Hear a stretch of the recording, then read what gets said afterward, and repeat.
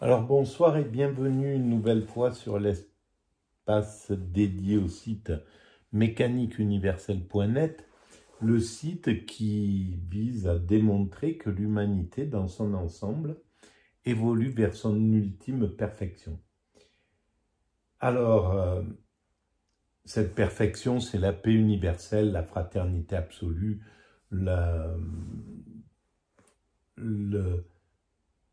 un monde où l'homme n'est plus un loup pour l'homme, un monde de fraternité, d'égalité, de liberté, voilà, et de spiritualité.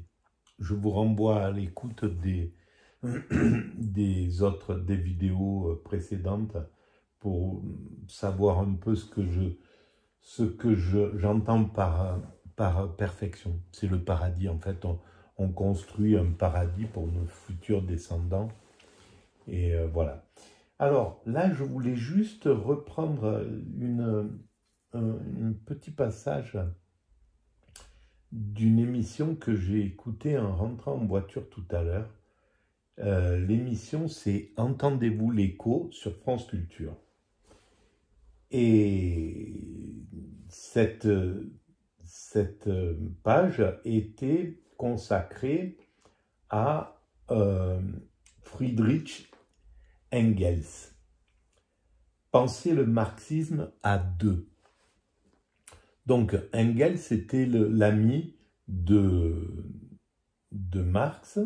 Je ne sais pas s'ils n'étaient pas liés familialement. Bon, en tout cas, ils étaient amis. Et Engels c'est un bon copain, quoi. On peut le considérer comme ça. Il a vraiment soutenu, aidé, il est pour une grande part de l'œuvre de Marx, tout en faisant sa propre œuvre. Alors, je voulais juste, je l'ai pris moi vers la fin, cette émission-là, et j'ai écouté que 2 ou 3 minutes, et ça m'a suffi pour pouvoir dire quelque chose en lien avec une vidéo que j'ai fait, je crois ce matin ou hier, je m'en souviens plus, à propos de la vision de la gauche et de la vision de la droite, qui sont deux façons de voir le monde différentes. Alors, on va d'abord lancer le tout début de cette émission pour poser un petit peu les bases de qui est ce Friedrich Engels. L'économie moderne n'est pas capable de porter un jugement correct sur le système mercantile parce qu'elle-même est encore unilatérale et reste emprisonnée dans les mêmes présuppositions. Pour situer exactement le mercantilisme et l'économie moderne, il faut dépasser la contradiction des deux systèmes, s'élever à la critique de leurs fondements communs et partir d'un principe universel, purement humain. Dans son esquisse d'une critique de l'économie politique, Friedrich Engels n'y va pas par 4 chemins. Il voit dans la nationale-économie un système parfait de la tromperie généralisée et propose donc à la fois une nouvelle vision économique, mais aussi une nouvelle méthode philosophique pour tenter d'en comprendre les fondements, d'autant que la question n'est pas que théorique. Très tôt confronté aux conditions de travail extrêmement dégradées des ouvriers de la révolution industrielle britannique, Engels interroge la responsabilité du capital parce qu'il en voit les effets concrets sur la population. Sa rencontre avec Karl Marx en 1844 scelle une amitié et une collaboration intellectuelle à l'origine évidemment du marxisme, et si le nom d'Engels n'a pas donné lieu à un quelconque engelisme, c'est aussi parce que jusqu'à sa mort en 1895, par rapport au marxisme, il n'aura de cesse de diffuser et approfondir la pensée de Marx, tout en développant sa propre analyse de l'économie capitaliste. C'est cette pensée et le rôle de cet homme trop facilement qualifié de l'ombre que nous allons retracer jusqu'à 15h dans cette émission programmée par Bruno Barada et préparée par Isadora Nebo, ainsi que toute l'équipe d'Entendez-vous l'écho, Diane Devancet, Anouk Mignot et qu'il faut aussi le mentionner on va dans directement ce mouvement révolutionnaire plus loin. de 48. Alors, en ce qui concerne effectivement solidaires de Marx tels que le livre 1 du Capital se feront dans le cadre d'un échange d'idées constant avec Engels. Et puis le destin des deux hommes va finalement être relié à celui de l'histoire européenne à cette époque. En février 1848, l'heure est à la révolution en Europe. Marx et Engels s'installent à Cologne où ils fondent la nouvelle Gazette rhénane. Puis Engels, vous le disiez, Pauline Kloschek, va se rendre sur le champ de bataille, ce que ne fait pas Marx. On va ensuite les retrouver tous les deux. Engels va sur le champ de bataille. Quelque chose qui peut sembler un peu surprenant, Jean Quétier. Engels va reprendre son travail au sein de l'usine de son père et il va y rester 20 ans. Alors pourquoi une telle décision ? Alors simplement, j'ajoute un point sur 1848 qui est quand même un point important, c'est qu'en 1848 paraît le texte écrit par Marx et Engels qui va sans doute être le texte le plus célèbre des deux auteurs, à savoir le manifeste du Parti communiste. Et donc ça, alors évidemment, ça n'a pas une résonance aussi importante au moment de sa publication, mais je crois qu'il faut aussi le mentionner dans ce bouillonnement révolutionnaire de 48. Alors, 1848, milieu du 19e siècle. D'Engels, en gros, entre 1850 et 1870 à Manchester, dans l'usine de son père. Alors, c'est une histoire... Donc, son père avait une usine il occupe en Angleterre. Postes, il gravit un peu les échelons, mais il va finir quand même, effectivement... à partir du milieu des années 1860 par acquérir le statut d'associé, hein, donc avoir une part avec son de père. capital assez importante hein, dans l'usine. Pour vous donner une idée, il a une part de capital qui est de 10 000 livres sterling. Alors il faut se représenter ce que c'est que 10 000 livres sterling des années 1860. Hein. Aujourd'hui, j'avais fait à peu près le calcul, hein, je crois que ça représente plus d'1 million de livres sterling. 1 million. C'est comme s'il avait 1 million d'euros actuellement. Donc c'était quand même pas mal.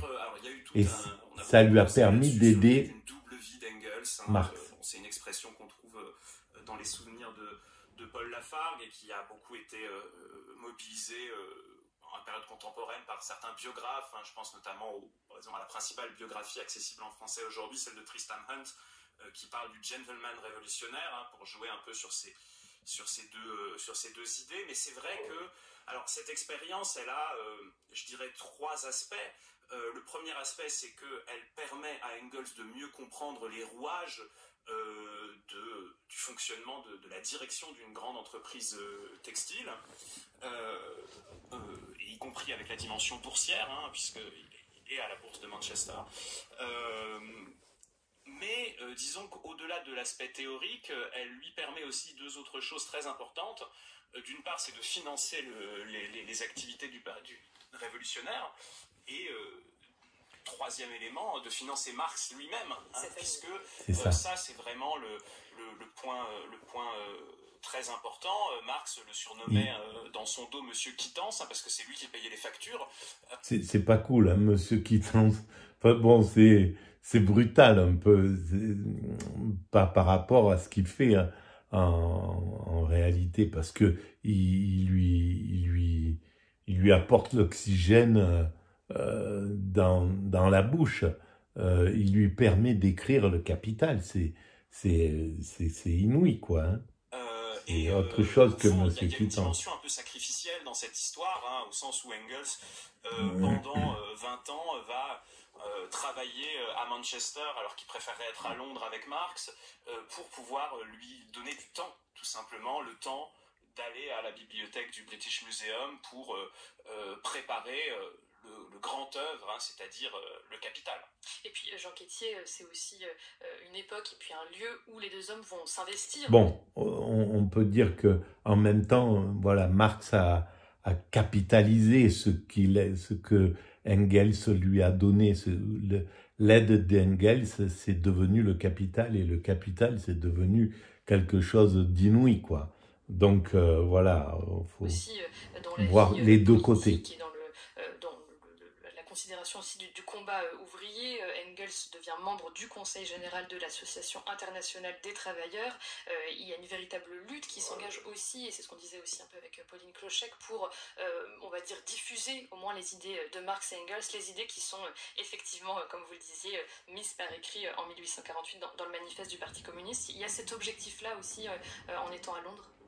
Alors tout à fait. Alors le problème, c'est qu'effectivement, au départ, au moment de la fondation de l'Association internationale des travailleurs, qui a eu lieu à Londres en 1864, Et, Marx est à Londres, mais pas Engels. Engels est encore à Manchester, et donc voilà, il va falloir... mais c'est inouï quand même, tout ce qu'ils ont fait, et ce que Marx a fait, et ce qu'ils ont fait tous les deux avec Engels, créer des journaux, essayer de fédérer des ouvriers, enfin, c'est vraiment un travail considérable, quoi. Alors C'est attendre un pas... petit peu, 1870, pour qu'il intègre justement le Conseil général de l'Association internationale des travailleurs, quand il aura en quelque sorte négocié sa rente pour ne plus avoir à jouer ce rôle-là.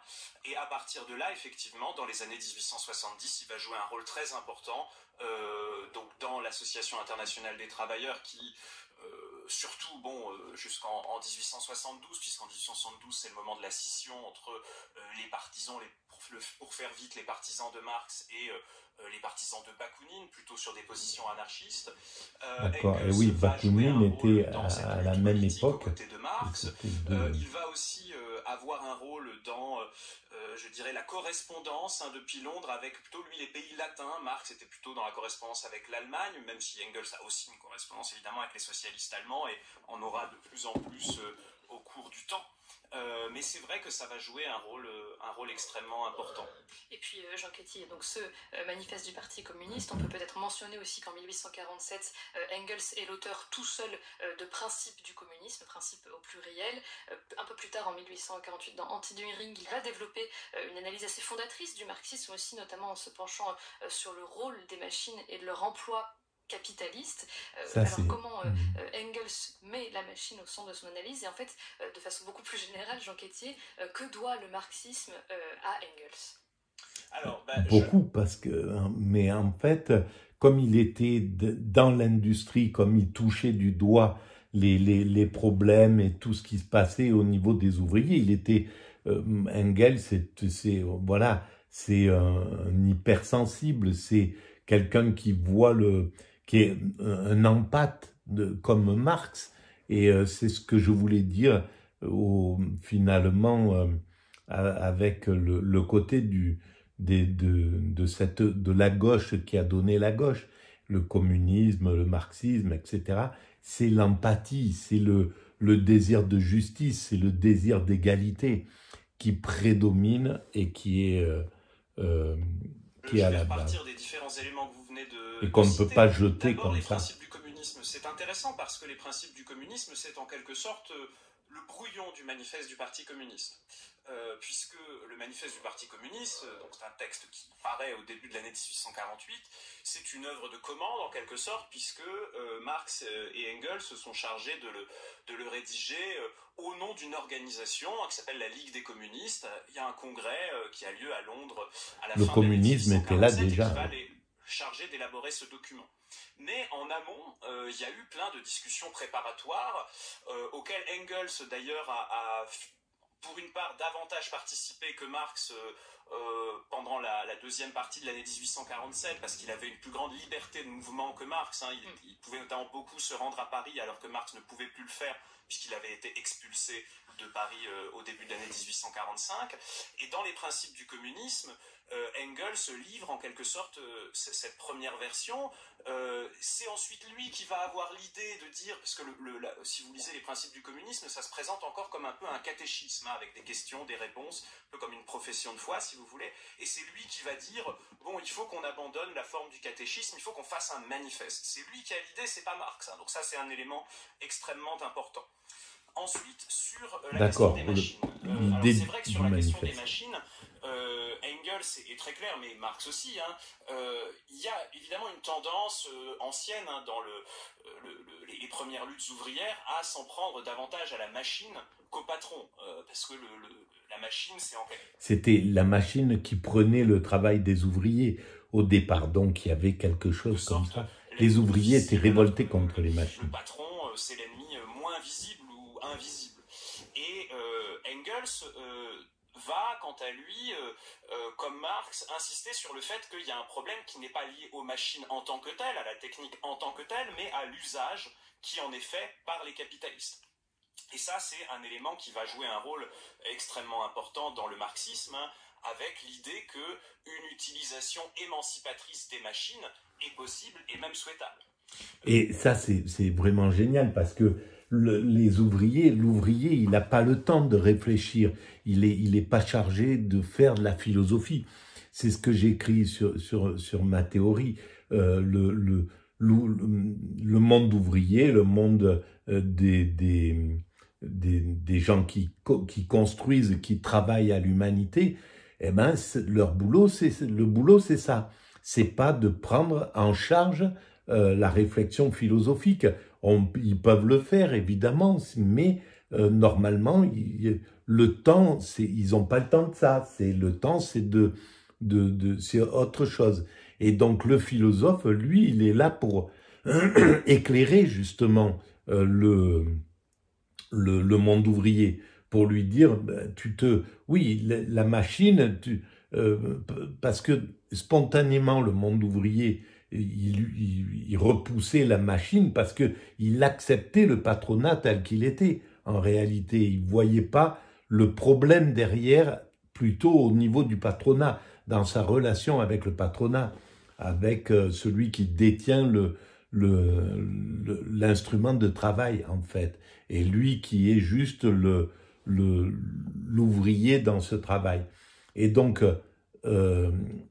le philosophe doit faire ça. C'est comme sur la mécanique universelle, je critique les médias en disant « vous obligez le peuple à prendre en charge des choses que vous devez faire ». C'est-à-dire, c'est à vous de lutter contre l'oligarchie actuelle, contre le système qui abuse les ouvriers. Si vous le faites pas, si vous faites pas la critique suffisante pour que le patronat se réforme et donne les choses qu'il doit donner au peuple, ben c'est le peuple qui doit aller se faire castagner, en fait, d'aller manifester, d'aller essayer de renverser un système parce que vous ne remplissez pas votre mission.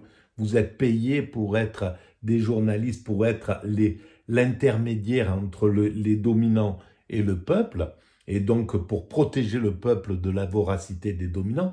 Si vous remplissez plus votre boulot parce que vous êtes passé du côté des dominants, ben le peuple, il est obligé de prendre votre charge, votre boulot, et de la façon dont il le prend, elle peut être que dans la rue. Et dans la rue, il se fait éborgner, il se fait casser la figure, etc. Donc, voilà l'injustice, ce que je voulais dire. De façon peut-être un dernier point plus général sur le rôle d'Engels dans la diffusion du marxisme, eh bien Engels, ça va être le principal diffuseur des idées de Marx, hein, et à partir de 1883, la mort de Marx, une grande partie de son effort, ça va être de diffuser les idées, de les populariser, de faire le lien avec les différents partis ouvriers, sociodémocrates qui naissent dans les pays d'Europe occidentale, pour que les théories de Marx y infusent. Alors justement, sur cette notion de diffusion, vous l'avez dit, Marx meurt en 1883, c'est Engels qui va terminer la rédaction des livres 2 et 3 du Capital. Pauline Clochec, finalement, on peut dire qu'Engels a eu un peu plus qu'un rôle de simple diffusion, il va aussi tenter de résoudre certaines équations, on va dire, laissées un peu confuses par Marx. Il va encore une fois faire œuvre d'accessibilité, il va tenter de prolonger, de compléter la pensée de Marx au-delà de juste diffuser la bonne parole, on va dire. C'est magnifique. Absolument, et ça c'est quelque chose dont qu'on commence à travailler dans le commentaire sur Marx et Engels depuis seulement une trentaine d'années, en France depuis le livre collectif de Del Braccio et Labica, Engels savant et révolutionnaire. C'est que Engels, excusez-moi, par rapport à Marx, n'est pas seulement un diffuseur et un vulgarisateur. On avait une image. Il est aussi un créateur. Engels pendant longtemps comme quelqu'un d'intellectuellement un petit peu plus simple, d'un peu moins élaboré que Marx, et qui, en tant qu'exécuteur testamentaire, aurait permis de diffuser son œuvre, mais il l'aurait diffusée dans une version simplifiée, voire réductrice. Il me semble que c'est une conception des choses un peu biaisée. On cherche à sauver un bon Marx nuancé d'un mauvais Engels qui serait responsable de tous les errements des socialismes réels au XXe siècle et ensuite d'ailleurs. En réalité, l'œuvre que laisse Marx, non seulement les brouillons des livres 2 et 3 du Capital, mais même le livre 1 qu'il a lui-même rédigé du Capital, sont des œuvres non seulement complexes, mais qui contiennent aussi des instabilités, des points qui posent problème. Bien sûr. Engels a tenté d'interpréter et de résoudre dans une certaine direction ces problèmes, la question de la reproduction du capitalisme, de la manière dont le capitalisme se perpétue à travers le temps et à travers les générations. Engels a essayé de développer ces questions-là, pas seulement en... Ce qui est légitime, hein, c'est une pensée, c'est une théorie, une idéologie originale. Donc, à l'origine, c'est brutal, c'est raide, c'est compliqué, c'est quelque chose comme toute œuvre. Je pense que les livres sacrés, c'est la même chose. C'est parce qu'ils ont été peaufinés par des siècles et des siècles qu'ils arrivent à être aussi poétiques, aussi ciselés, on va dire. C'est pareil pour les grands mouvements artistiques. Je prends souvent cet exemple, mais le cubisme à ses débuts, il est extrêmement raide, il est gris, il est pas coloré, etc., etc. Et puis le temps va l'adoucir, va en faire autre chose. On le voit par exemple dans l'évolution du travail de Braque voilà. Et donc c'est un mouvement normal. Comprenant bien ou mal Marx, mais en cherchant aussi à élaborer des points qui, chez Marx, restaient instables, oscillants et parfois problématiques. Donc on n'a pas affaire seulement à une diffusion et seulement à une vulgarisation. On a affaire maintenant, à je la pense, formation ce que je voulais commenter. D'une certaine version qu'on peut contester ou pas du marxisme.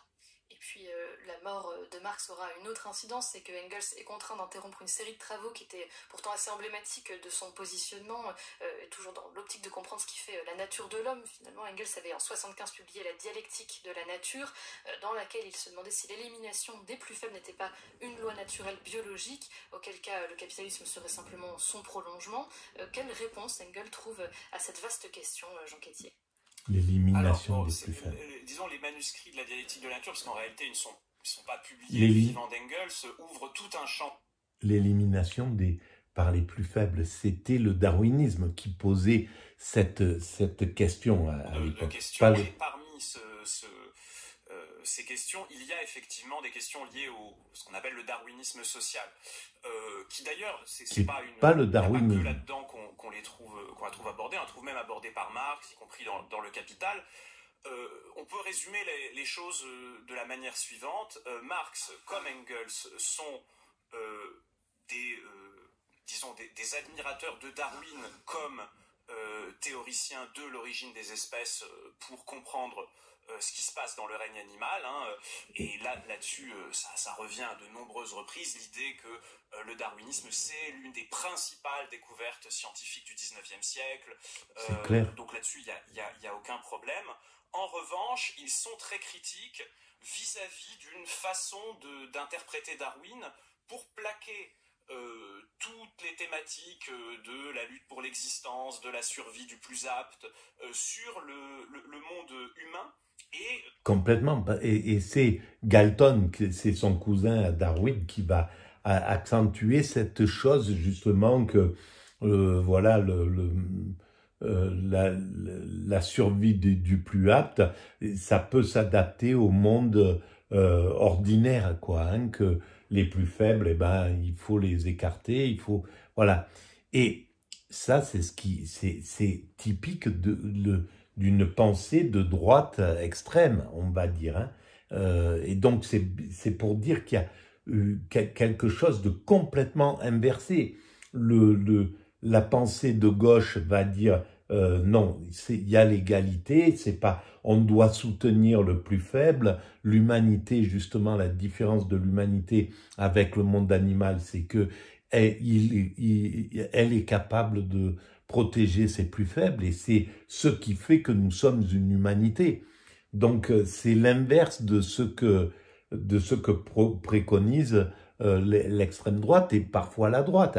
Je me rappelle d'un propos de la patronne du MEDEF il y a quelques années qui dit « Le monde est précaire, il n'y a pas de raison que le travail soit pas précaire, que la vie est précaire. » Et c'est donc ce désir de précarité pour ceux qui la touchent jamais, la précarité. Hein, les patrons du MEDEF, ils la toucheront jamais de leur existence. Mais c'est ce qu'ils veulent pour les ouvriers. Ça, c'est complètement de ce mauvais darwinisme, on va dire. C'est ce que je voulais dire. Une façon, en quelque sorte, de naturaliser les logiques de domination des plus forts sur les plus faibles. Quelque chose qu'on ne trouve d'ailleurs pas chez Darwin lui-même, puisque quand Darwin s'exprimera sur le sujet, dans son livre sur la filiation de l'homme, il dira que, lui, il parlait des animaux, mais que dès qu'on est dans le règne de l'être humain, il en va tout à fait différemment. Voilà. Donc, c'était déjà Darwin, c'était autre chose que son cousin Galton. Et que ceux qui découlent de ça, en fait, hein, qui arrivent jusqu'au nazisme, etc. Et ce truc-là, on le retrouve dans le capitalisme, quoi, dans une forme du patronat. Il faut pas se leurrer.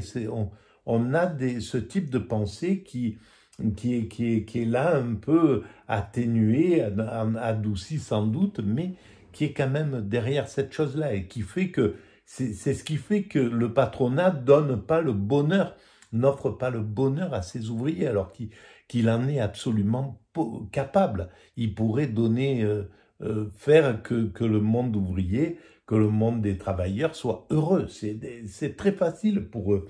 Il suffit il est fédéré à l'échelle mondiale. À l'échelle mondiale, ils disent bon on va travailler, on va arrêter la compétition violente, on va diminuer le temps de travail, mais il faut le faire de façon générale, partout, etc., pour que la compétition soit possible, que ça soit une compétition respectueuse, par exemple.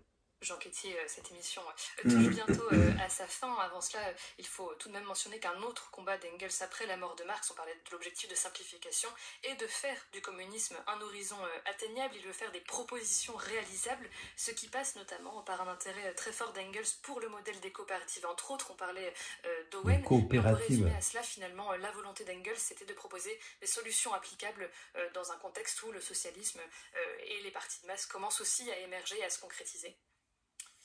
Alors, disons qu'il ne faut pas se méprendre sur ce que veut dire solution réalisable. Hein. Disons que ça n'est pas un appel à une sorte de réformisme à petits bras. Hein. C'est pas ça l'idée qu'Engels défend.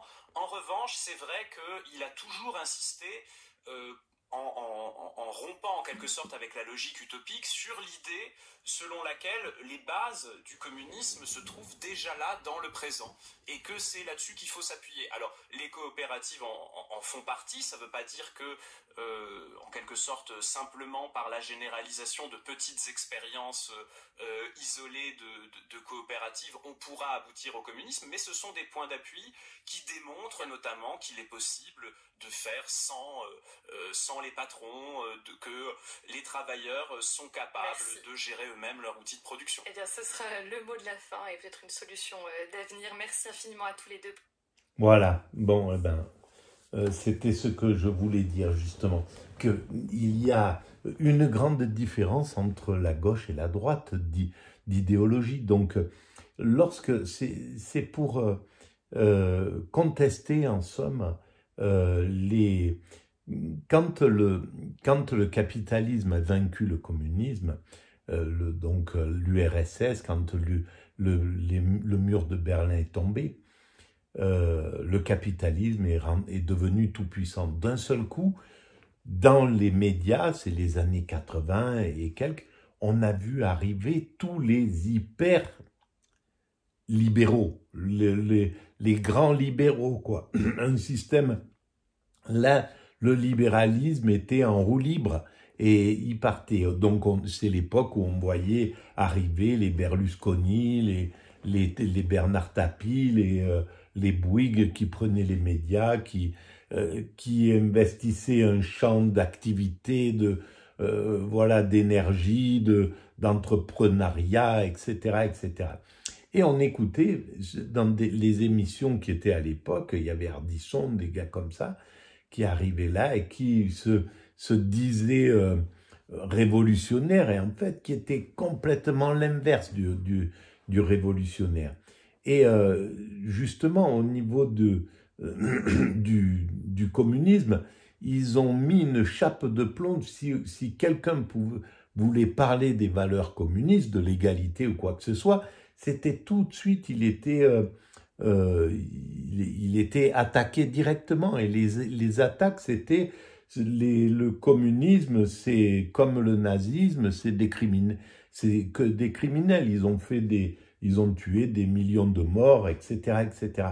Alors, certes, c'est clair que les dirigeants de l'URSS, les Staline, etc., ont des crimes inouïs sur le dos. Ils ont commis des crimes de l'autre monde. Mais les valeurs n'étaient pas du tout les mêmes que celles du nazisme.